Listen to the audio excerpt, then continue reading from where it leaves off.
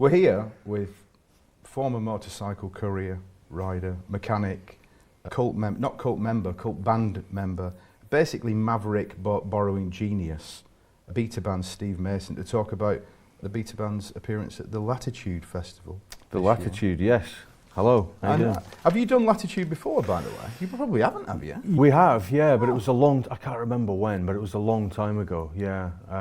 As the beta band you did it? Yes, I've done it solo as well, but it was a long time ago. I honestly cannot remember when. It must be, yeah. We'll get the statisticians out on that and we'll ticker it at the bottom of the screen.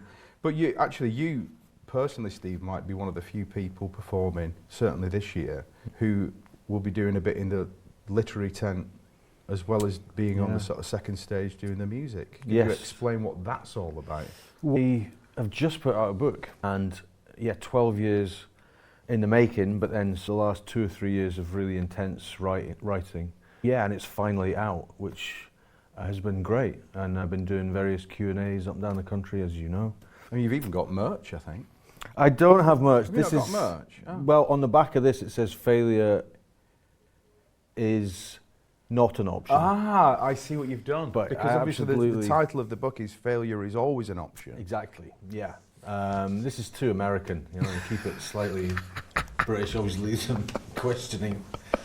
So finally finished the book and it's out, and I've been really enjoying the Q&As and the feedback from it in general. Yeah. It's nice when people really lands really well. The feedback that you get is exactly what you wanted to get across and the way you wanted to connect with people. It's, must be gratifying. It really is, yeah, because it's a hard thing to do, and I was always worried that the book was going to come over as me being not particularly intelligent and that the writing wasn't very intelligent, and it was all a bit sort of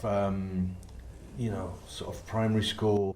Well, is that partially because, I suppose, when you think about books and you think, well, if J.D. Salinger and William Shakespeare, you put yourself up against all the greats sometimes, don't you? Instead of thinking, am I getting my story across in a succinct way? I think that because I remember just reading a lot of Christopher Hitchens books, and I would have to have a dictionary here and the book here, and you'd be constantly, and that, not that I was aiming for that level of pomposity, but when you see, or even something like a sort of relatively simple book like Count of Monte Cristo, which is probably one of the greatest stories ever told, but if you read it, it's written anyone can read it, it's very simple.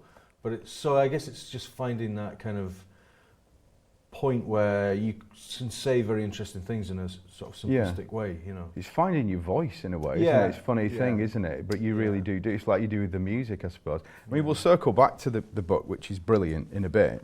But to go to when you're on the second stage on Saturday with the band, first of all, Ben, the great Melvin himself, describes you, as many do, as a cult genius.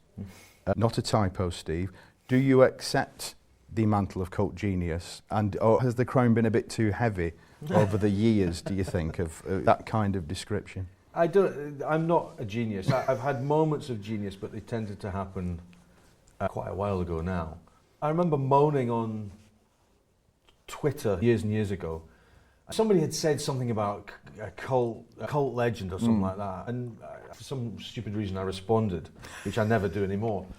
And I said something along the lines of, I never wanted to be a cult hero or a cult this or that. I didn't want to be famous, but I wanted to be hugely successful. Yeah. And I had a bit of a moan about that, which, he pulled me up on it, which he's probably quite right to do. But at the same time, to reiterate, that whole thing of being cult, a lot of what I do's ended up like that. But I don't think anyone starts out with that intention. Maybe some people do.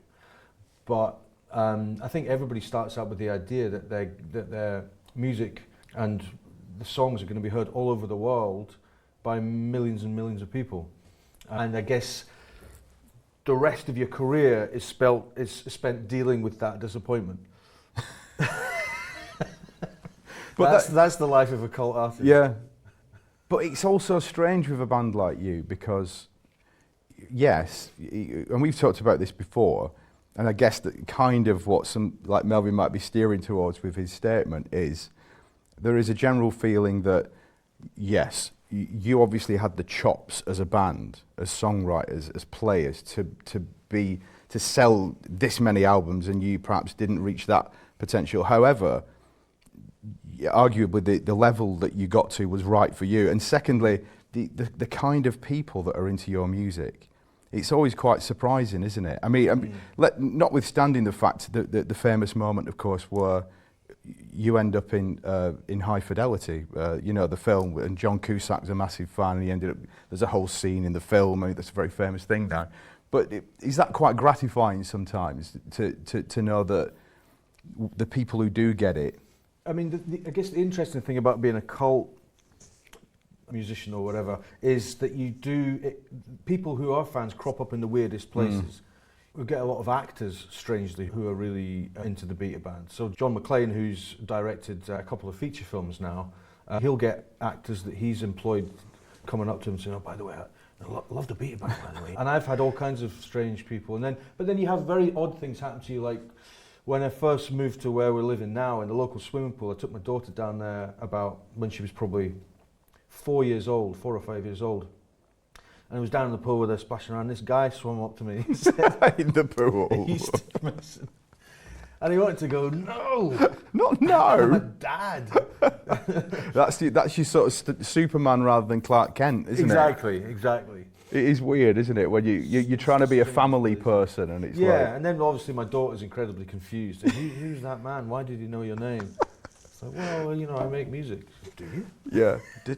Does she like it yet? Is she or does she? Do you play around the house sort of thing? No. But obviously, if I'm rehearsing or writing, especially when I'm writing, because she's hearing a lot of the same stuff over and over again, so she likes that. And I collaborated with a Pakistani artist called Javed Bashir on the last record on a couple of tracks, and so I had to do a couple of Zoom things with him.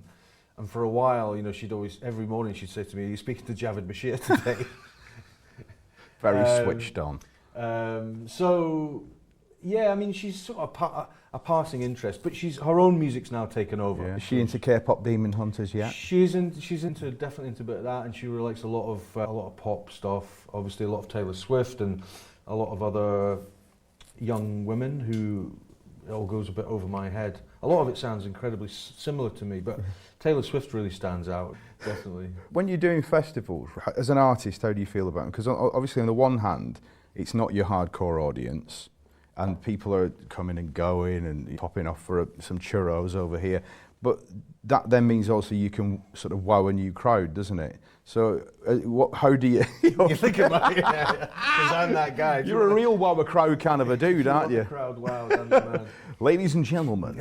But seriously, how will you approach this? How do you, or is it just like, do you do it the same every time? You know what? Well, I mean, you have to, with festivals, as you say, it's really different, but it's not, I don't think all the stuff you mentioned that's not what's on your mind. What's on your mind is there's no sound check. Yeah. It's generally a revolving, so you have all your stuff set up and then the stage flips round or they just push your stuff out. And it's very much they're on, which is incredibly nerve-wracking. Yeah. Is everything working? A lot of this? Yeah, definitely. Yeah, and, I mean...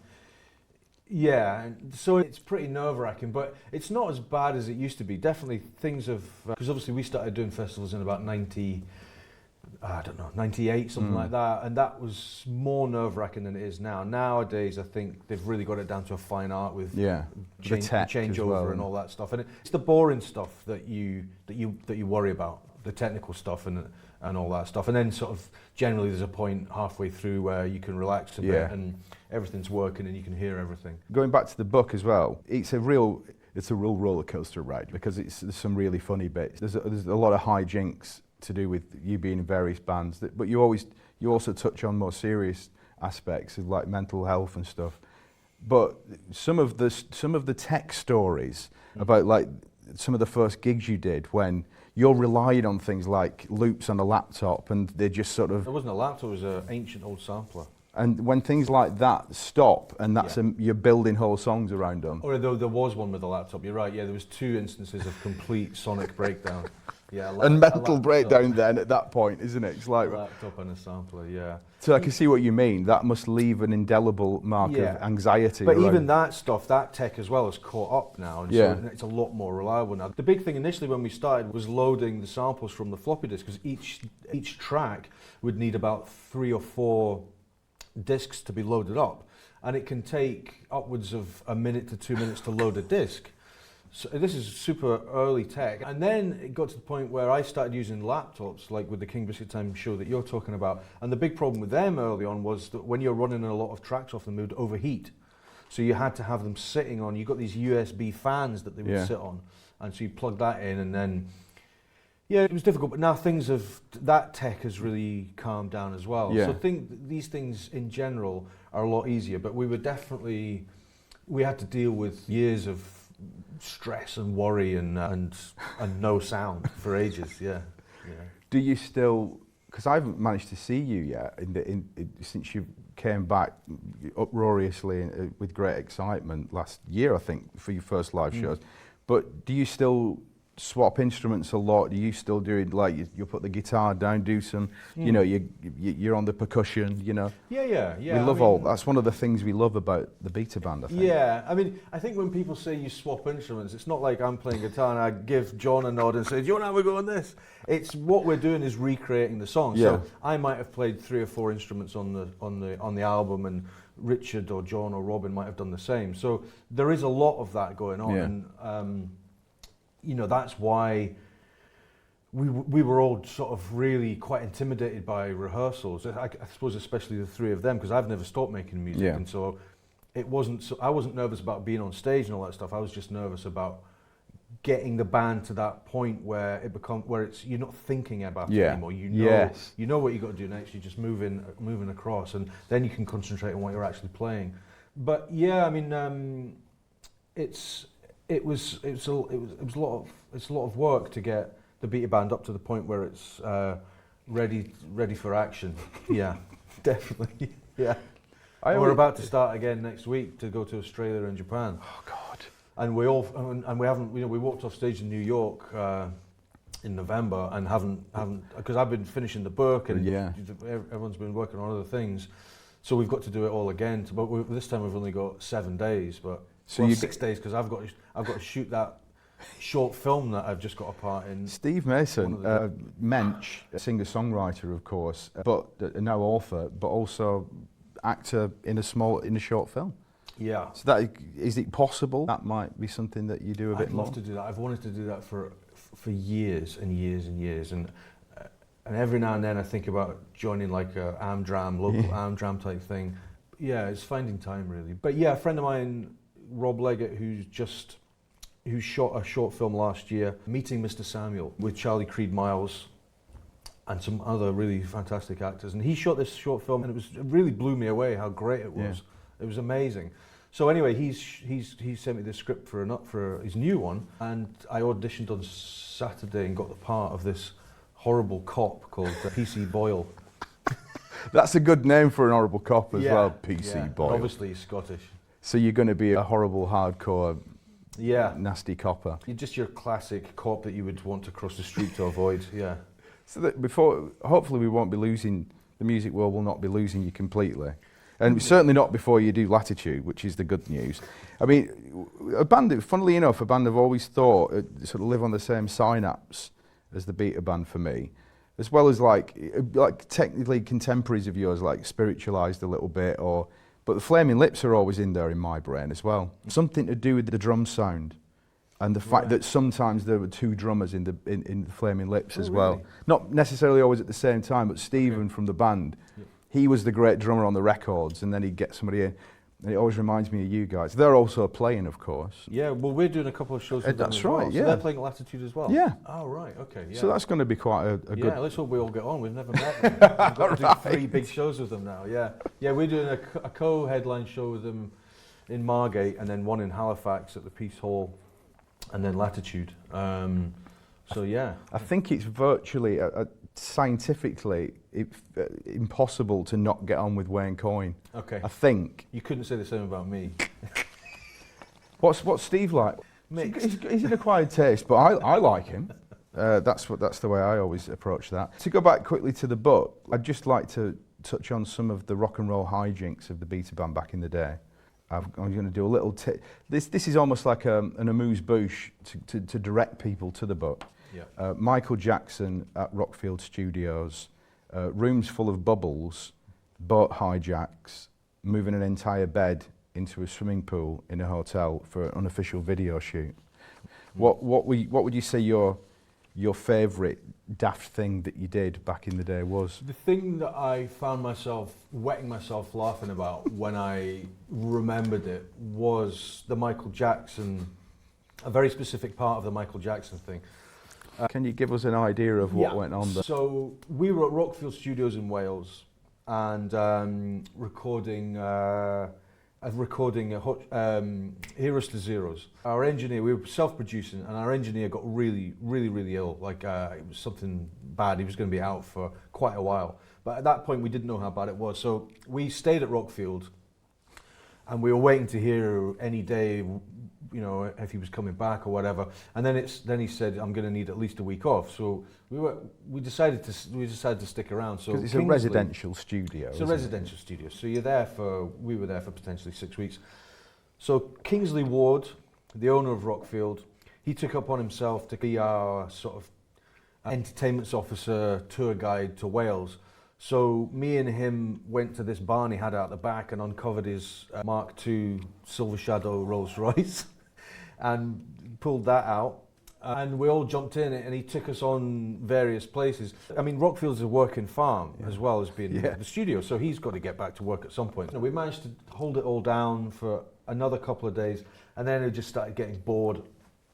And any band, when they get bored, there's usually mischief. Things happen. Yeah. And us particularly, because you've got four brains that get bored, but also have huge amounts of imagination. It's not just like it's just one person; it's all of us. And then that becomes one collective brain. A hive mind of mischief. Yeah. I decided that what we should do is test the loyalty of Rockfield and their staff to bands recording at Rockfield. Yeah. And the way that I decided to do that, because I'm quite good at accents, was to call up the main office and pretend to be a music manager who wanted to bring an artist down to the studio for a look at the studio with a view to coming down for a week. And obviously they said, no, we can't do that. I've got a band in here for another 2-3 weeks or whatever it is. So then he calls back. This guy's American, this manager that I'm pretending to be. And he calls back again, not taking no for an answer. And they say, no, obviously we can't do that, blah, blah, blah. So then this manager drops in, it's Jackson. It's Jackson! And so immediately I'm thinking, Joe Jackson. He said, no, it's Michael Jackson. So they're kind of like really flattered and amazed that, you know, Michael Jackson's manager is on the phone. So it's still a no. So he goes. So the manager goes away, thinks about it, comes back with this enormous number. I think I can't. There's about 100 grand for 7 days. Wow. And at that point, I'm thinking, well, would the staff at Rock, because our engineer Nick Bryan, he's ill. So I'm thinking, why don't Rockfield just say to us, well, we'll give you 10 grand each. Yeah. We'll got you in on the deal. You guys go off for a week, and Jackson can come here and do his thing. But no, it's a no again. Totally loyal. So Jackson, the way that we decide the story is going to go is Jackson's in London at this time. Right. So the manager decides that Jackson wants to come and have a look at the studio. So Jackson's going to fly to Cardiff and then get a limo from Cardiff up to Rockfield. And then, of course, we run into the problem of suddenly it's become this thing where they're going to have to meet. The staff at Rockfield are going to have to meet Jackson and meet the manager. We think of a brilliant way around that, and it's the bit that makes me laugh, which is that we hire a limo. I think it was me and Robin that went into Rockfield, and we found a glove. A sequined glove? Yeah, we found a diamante glove. From when he was last there? Yeah, and so the Rockfield staff are all lined up waiting to meet Michael Jackson. The limo, it's in a courtyard, in a big sort of quad in a courtyard. The limo comes in slowly, and as it's kind of coming past them, the window goes down a little bit and this diamante glove goes out and just it's sort of doing this, and then the limo just comes in, does a big circle, and then just drives straight out again. Christ. And I just found that image of this, and then just the fact it doesn't stop, it just buggers off again. He's seen enough. He's just, Jackson's gone. He's been and gone. Yeah. That's a proper prank, ladies Very and gentlemen. juvenile. It's what we want from our cult legends, you see. You turn down $1 million for a car advert, and you just say, no, I'm not doing it.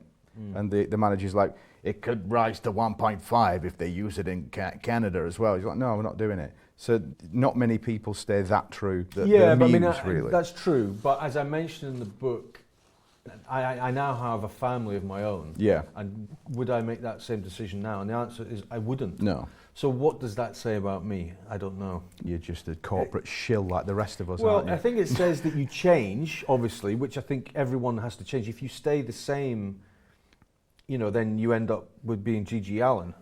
That doesn't it's an unsustainable life, isn't it? It's completely unsustainable, yeah. And so obviously you want to become the best well-rounded human being that you possibly can be, but you also want the best for your family. I mean, this I'm not saying that offer's on the table, because it's not. But could I make that decision now? I don't. I mean, I'm not even going to say that. I don't know. No. I know. Yeah. I would go for the money. Yeah, definitely. of course, because it's, like you say, everything, all the priorities and the world changed and everything changed. But that's why it's important to be an artist when you're young and all that stuff, because you don't have any responsibilities. You can be idealistic. Yeah, you can just throw yourself repeatedly against a brick wall with your daughter and your wife tied to you. No. I mean, knowing you guys, you probably would have recorded that sound, sampled it, and used it to great effect in one of the records. Maybe they did. I know we've not got you for much longer, so I must remind people, Latitude 2026, 20 years of Latitude as well. And I've been quite a few times over those years, and it's always a fantastic experience, of course, in conjunction with the Independent as well. There's going to be so many fantastic bands there. You're going to get to see Steve twice. You're going to be at the listening post as well, talking about the book. Yeah. It's going to be absolutely brilliant. So it's possible if the first one was, so it's 20 years, so that's... 2006 must have been the first one then.